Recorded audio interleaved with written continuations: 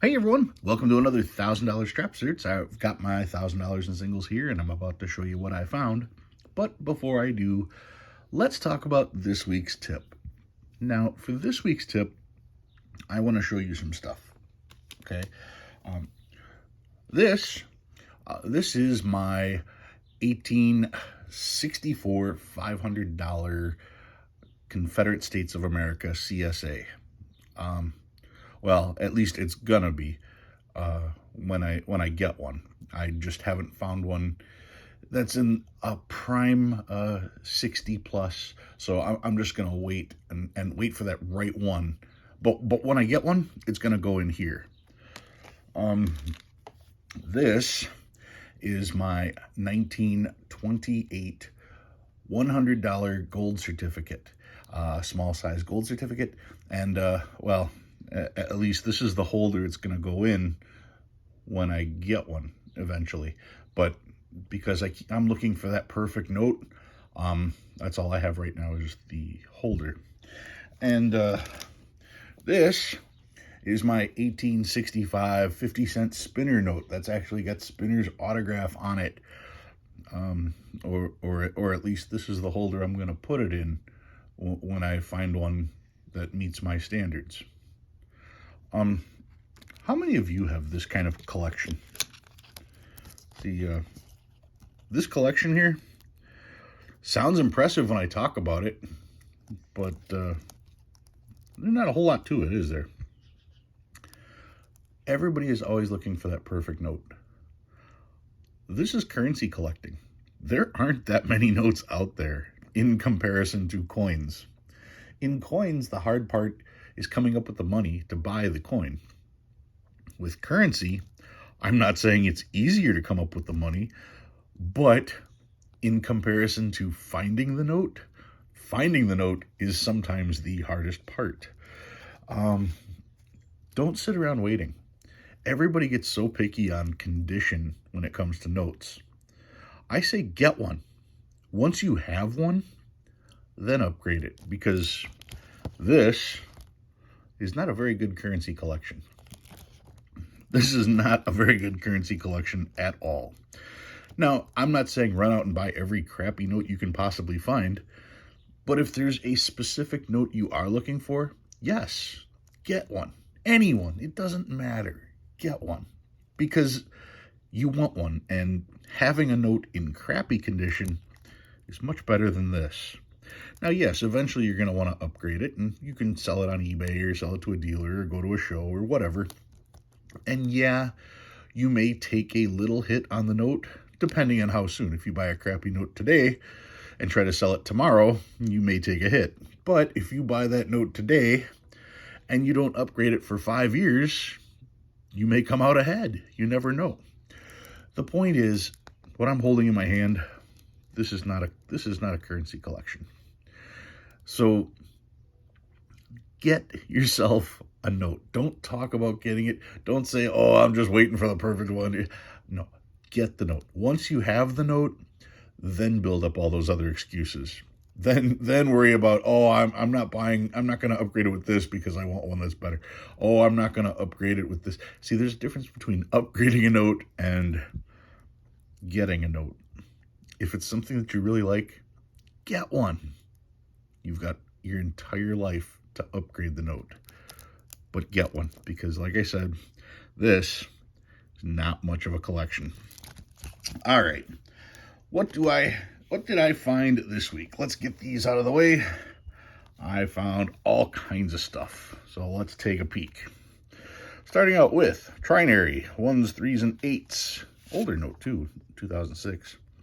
Another trinary, 3s, 5s, and 8s on this one. This one is 2s, 4s, and 5s. 2s, 5s, and 9s. This one has 0s, 3s, and 7s. Oh, that 3's a little dark. Oh, this note must be worth $1 million.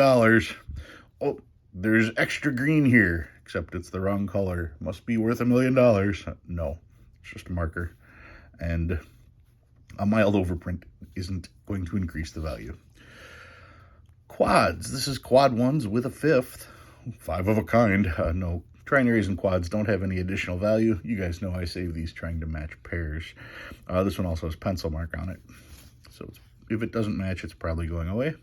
Got quad 2s here, quad 4s, quad 5s, quad 7s with a 5th, quad 8s, quad 9s with a 5th, quad 9s again, and again with quad 9s, and some stars. Always checking to see if the stars are filled. 2017 star, 2017 star. 2013 B star note. Oh, with a slightly heavy overprint on the 7. Must be worth $1 million. This is under the 9.6 million. It's 7.2 million. So this is one of the duplicated notes. Proving once again, all you got to do is look and you will find them. Stop buying these. People are paying $30 plus for individual notes like this, and that's kind of crazy. If these were worth $30 plus, our buddy Kingdom Currency, for instance, found one of these in a live search that was in worse condition than this. The note was actually torn almost completely in half, and he claimed that that note was worth $30. So I can only imagine what he's selling an untorn note for. 50? Okay. Let's play with some numbers. If this note is torn in half and it's worth $30, if it's not torn, it's easily worth $50. You'd have to agree with that statement. A $30 note not torn in half would be worth at least $50, possibly $60. I have 100 of them. If I have 100 of these and they're worth $50 a piece, according to Kingdom Currency, I could then sell my 100 notes as a group for $50 each, or $5,000. Yeah, that's 100 times 50, $5,000, right? The thing is why would anybody buy them? Well, they would buy them because they're trying to make a match, right? What do those matched pairs sell for? Spoiler, about $5,000. So why would anybody pay $5,000 for my 100 notes when they aren't paired? If someone wants to pay $5,000, they can buy the pair. I mean, I don't understand. That's where my problem with this particular series lies. And I'm this close from just listing all of my B-star notes for $5,000 because that's better than pairing it. If I pair it, I have to split it with whoever I pair it with. This way I can just sell all of my notes and I'm guaranteed $5,000, right? Unless that doesn't really make sense to you either. All right, anyway, that's the B13 short run. Let's see, another star note here, 2013, this one's E. 2009 star. Here is a 2006 star note. A 1995 star found in circulation. Too bad it's got the stain there, but that's pretty cool. You don't find the older ones like that. Then I get to my older notes. 2003A, got a bunch of these. 2003A, most of these are going to go back. 2003A, I pull them all just to make sure that I have a couple of each that are decent, and then I weed them out just to make sure that what I have is still in decent shape and worth holding on to. I'm not saying that these are worth additional money. I'm saying, as an example, everybody saved 1963. Everybody saved the 63B bar notes because, well, the 63s were the first run. The bar notes, those were short printed. But nobody saved the 69s or the 74s. Why? Okay, exactly. Nobody bothered to save them. Who's saving 2003As right now? Nobody. Well, 10 years from now, someone will be trying to complete a set. I'll at least have a couple. Here's a 2003A, another 2003A, another 2003A, and then a 2003. 2003 in much better condition. 2001. 1999. Now there's a whole run right there. 1999, 2001, 2003, 2003A. Followed up by 2006 and 2009. Many prints in a very, very small period of time. So, yeah, those don't seem like a big deal, but down the road they will be. All All right, 1999. 1999 in rough shape.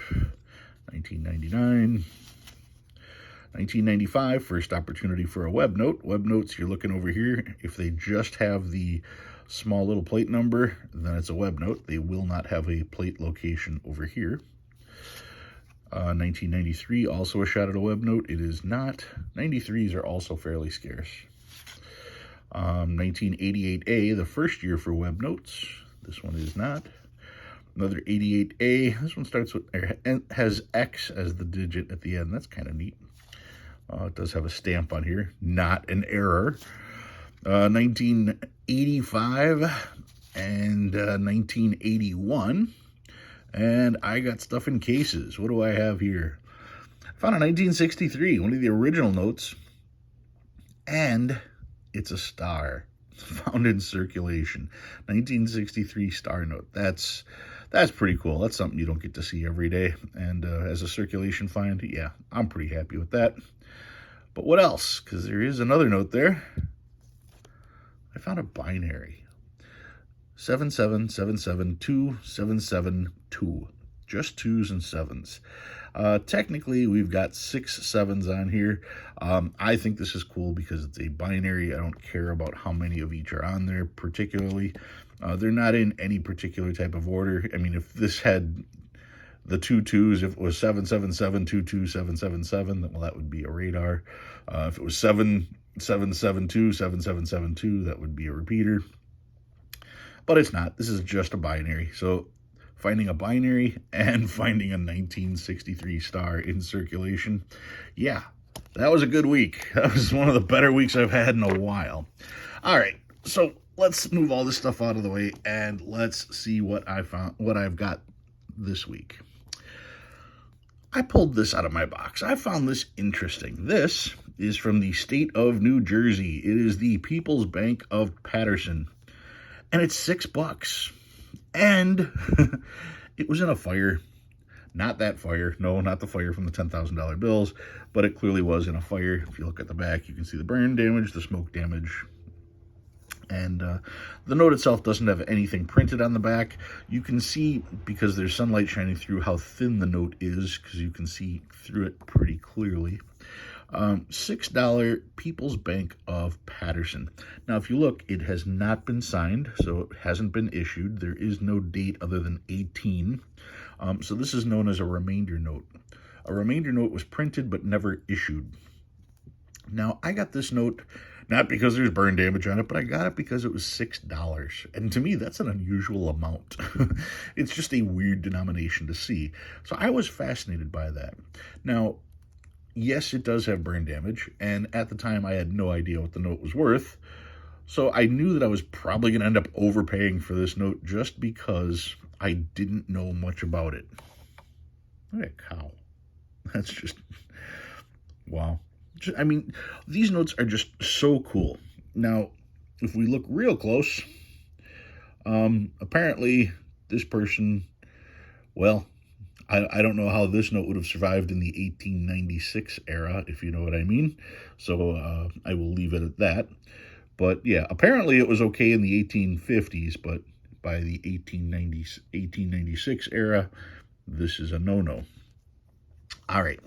So anyway, I got this note, like I said, because it was an unusual denomination. And at the time, I didn't really know the value on it. And I probably paid somewhere in the neighborhood of $20 for it, just because I thought it was neat. $20 is pretty much my maximum when I don't know anything about a note. So let's take a look at the book, because I have since gotten the book. And here we go.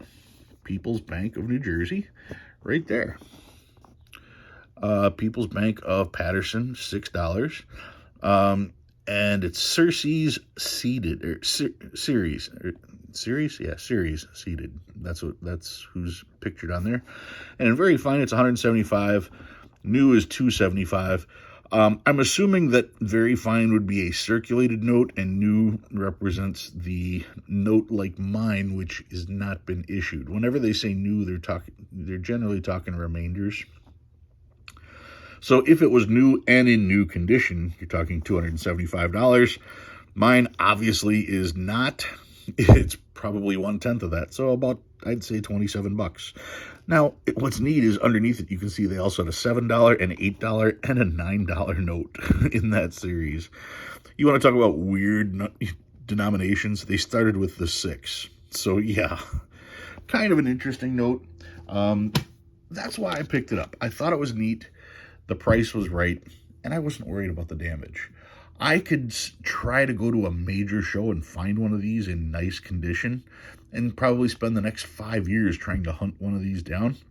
But then I'd also be paying that $275 price tag for a note that I think is neat, but I don't necessarily want it. This one, like I said, I found it at the right price, and I scooped it up, so I got to add it to my I got to add it to my collection without worrying about condition, because regardless of condition, it's still a neat note. If you learned anything new this week, go ahead and hit that like button. If you like what you see and you want to see more, please subscribe. I love reading your comments. Guys, thank you very much for watching, and I'll see you next time.